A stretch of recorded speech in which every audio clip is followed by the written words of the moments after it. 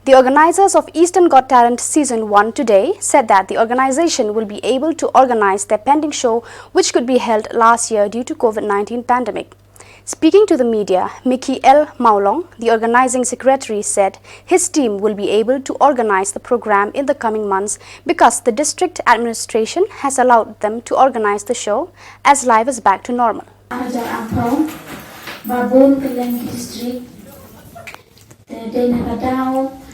Kajimon ling shop kunsan jong COVID-19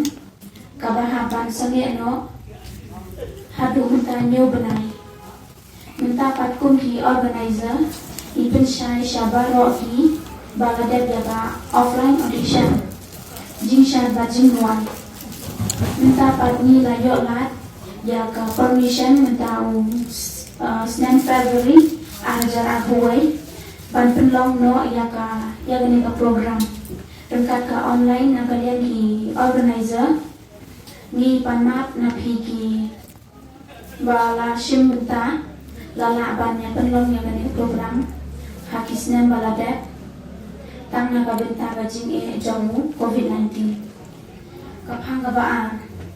hakisnya balade ngila penbana ban ai ya ka first prize daka alto bat kasong tengka syakiba board nadin Hadin baka komiti jong ikalapan bay jong ka Madonna Cultural Diversity and Modern Society halor bajing kwa jong kiri don sab syat batwai ban pia ano yaka kusnan laga jong ka jong ki prize syu hagaju haka porba mensyua hadin baka komiti ikalapan bay ban aino yaka prize arbenta ya unang job jong bajing syat Kinyo sila tengka Rengkat kaskoti